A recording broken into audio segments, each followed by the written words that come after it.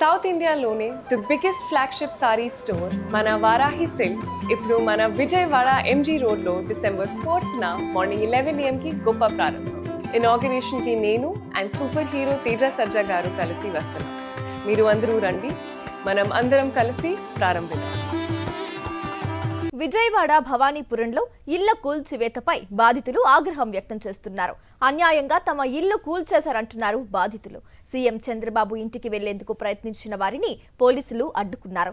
ముఖ్యమంత్రిని కలిసి తమ బాధను చెప్పుకోవడానికి అవకాశం ఇవ్వాలని పోలీసులను కోరారు. అయితే అందుకు పోలీసులు ససేమిరా అనడంతో వారు అక్కడే ఆందోళనకు దిగారు. చంద్రబాబు ఇంటి వద్దే బైఠాయించారు.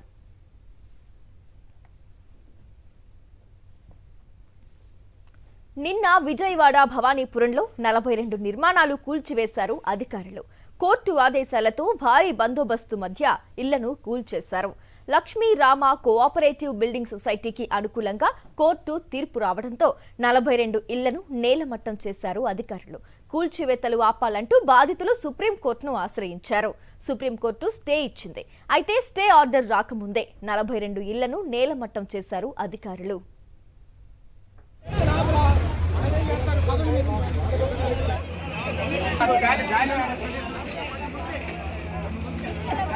ఆ భవనాలు అక్రమ నిర్మాణాలు కాదు, ఆక్రమించి నిర్మించినవి అంతకన్నా కాదు. చట్టబద్ధంగా ప్లాట్లను కొనుగోలు చేసి కష్టపడిన సొమ్ముతో ఇష్టపడి నిర్మించుకున్న ఆశల గూళ్లు. దశాబ్దాలుగా నివసిస్తున్న భవనాలను ఒక్కసారిగా కూల్చివేయడంతో బాధితులు రోడ్డున పడ్డారు.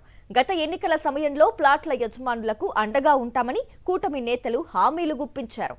వాటిని కూల్చివేసే సమయానికి చేతులెత్తేశారు.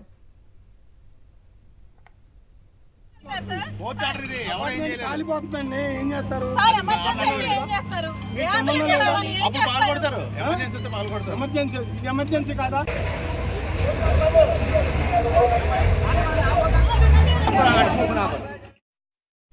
మూడు దశాబ్దాలుగా Shri Lakshmi Rama cooperative building society 42 ప్లాట్ల యజమానులకు మధ్య న్యాయస్థానాల్లో కేసులు కొనసాగుతున్నాయి. ప్లాట్ల యజమానులు ఎన్నికలకు ముందు దాదాపు 3 నెలలకు పైగా టెంట్లు వేసి ఆందోళన చేపట్టారు. ఆ సమయంలో కూటమి నాయకులు వారికి మద్దతుగా నిలిచి ఎట్టి పరిస్థితుల్లోనూ అన్యాయం జరగకుండా చూస్తామని హామీలు గుప్పించారు. ఇప్పుడు బాధితులకు అన్యాయం చేశారు. ఇప్పటికే సొసైటీ నిర్వాహకులు తమ స్థలం సరిహద్దుల మేరకు వెస్ట్ మిడోవిస్ అపార్ట్మెంట్ కు వెళ్లే దారిని మూసివేస్తూ అడ్డంగా గోడ కట్టేశారు. అలాగే ప్లాట్లకు వెళ్లే మెయిన్ రోడ్డు లోపల ఉన్న మరికొన్ని అపార్ట్మెంట్లకు వెళ్లే మార్గాన్ని కూడా మూసివేస్తూ గోడ నిర్మించారు.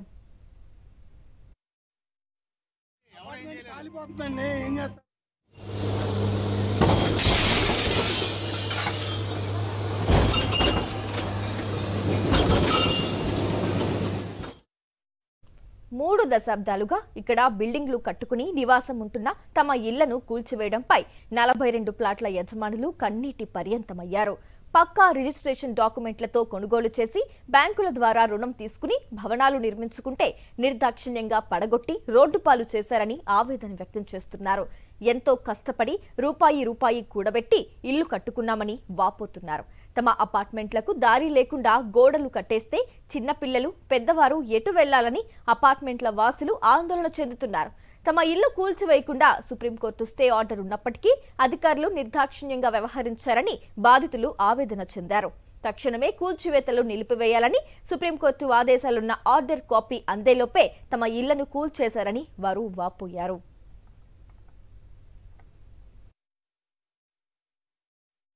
మేము మా తర్వాత తరాల వాళ్ళకి ఈ స్థలం ఇచ్చే మేము చచ్చిపోతాము, అంతేకాదండి. కనీసం ఈ స్థలాల్ని కూల్చే బదులు మమ్మల్ని చంపేసి వాళ్ళు క్యాష్ చేసుకుంటే సరిపోయేది కదండి. మేము ఇప్పుడు బాగా చూసేవాళ్ళం కాదు కదా, తట్టుకోలేకపోతున్నామండి.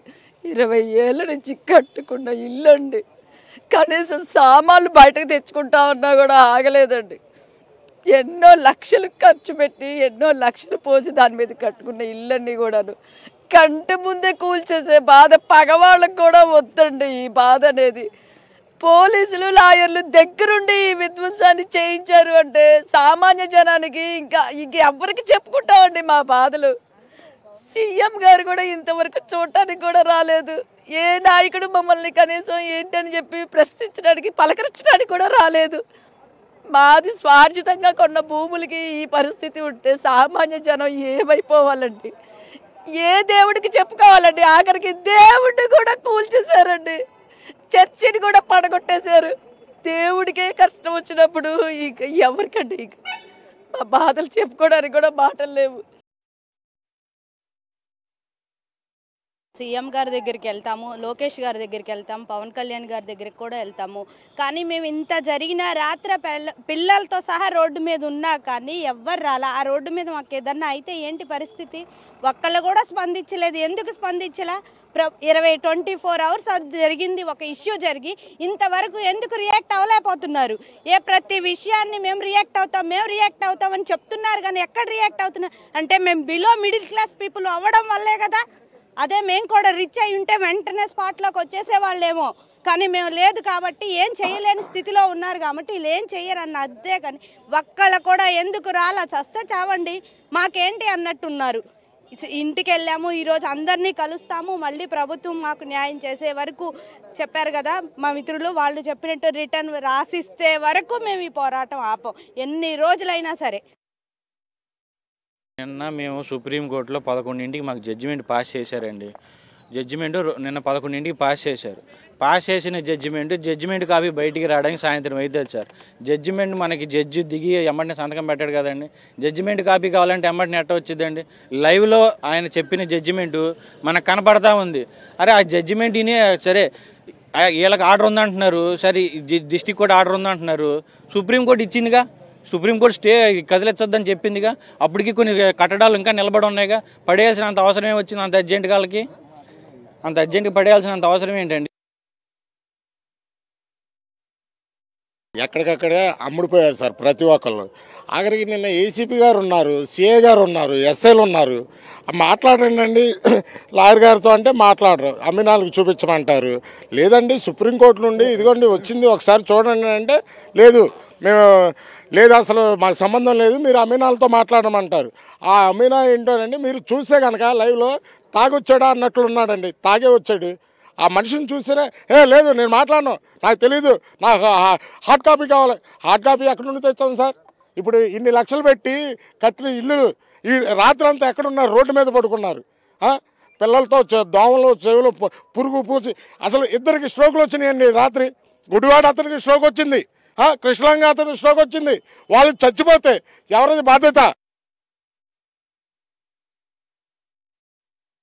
స్థలం అనేది మేము హక్కుదారులు మేమేనండి, ఇందులో డౌట్ అయితే లేదు. ఎందుకంటే ఇక్కడ మేము 30 సంవత్సరాల నుంచి కూడా మేము ఇది కొనుక్కోవడం జరిగింది.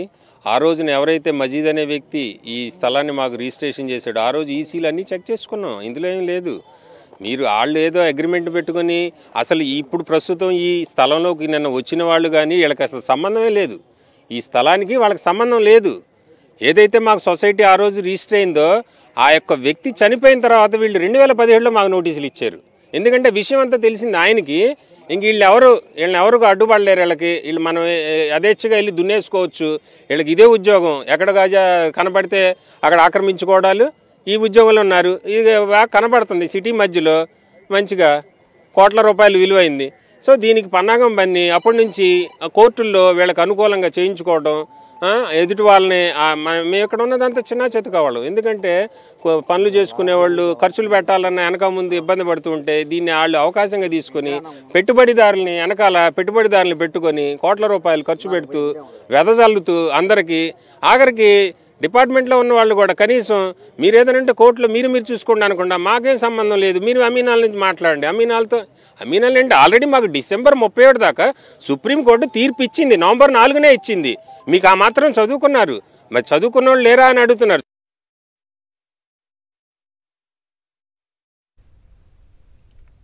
విజయవాడ భవానీపురంలో ఇల్లు కూల్చివేత దారుణమన్నారు వైఎస్ఆర్సీపీ నేత పోతిన మహేష్. ఎందుకు తొందరపాటు చర్యలు తీసుకున్నారో చెప్పాలన్నారు. ఇందులో పలువురు నేతల హస్తం ఉన్నట్లు ఆరోపించారు. బాధితులకు న్యాయం జరిగే వరకు పోరాటంలో తాము కూడా ఉంటామన్నారు.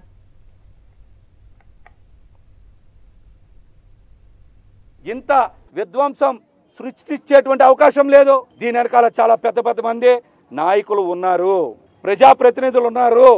బయట మాకు కొన్ని పేర్లు వినబడతా ఉన్నాయి. మచిలీపట్నం ఎంపీ బాలశౌరి గారి హస్తం ఉందనేటువంటి మాట మాకైతే బలంగా తెలుస్తూ ఉంది. మరికొన్ని ల్యాండ్ సెటిల్మెంట్స్లో కూడా ఆయన పేరు వినబడతా ఉంది. విజయవాడలో చుట్టుపక్కల వినబడతా ఉంది. స్థానిక ఎమ్మెల్యే సుజనా చౌదరి గారి కార్యాలయానికి కోతవేడు దూరంలో ఉంది కదా. ఈ బాధితులు అనేక సార్లు కలిశారు కదా. కూటమి నాయకులు కూడా వచ్చి ఈ 42 ప్లాట్ల యజమానికి మద్దతు ఇచ్చారు కదా. మీరు ప్రత్యేక విచారణ ఎందుకు ఇచ్చలేకపోయారు? లేకపోతే సిబిఐ దర్యాప్తుకి ఎందుకు ఆదేశించలేకపోయారు? రామా కోఆపరేటివ్ సొసైటీలో ఉండేటువంటి సురకాసి సీను అనేటువంటి ప్రెసిడెంట్ ఆర్థిక పరిస్థితి ఏంటి చెప్పండి? ఆర్థిక పరిస్థితి ఏంటి? కోట్ల రూపాయల డబ్బులు స్టాంప్ డ్యూటీ ఏ విధంగా చెల్లించగలిగాడు?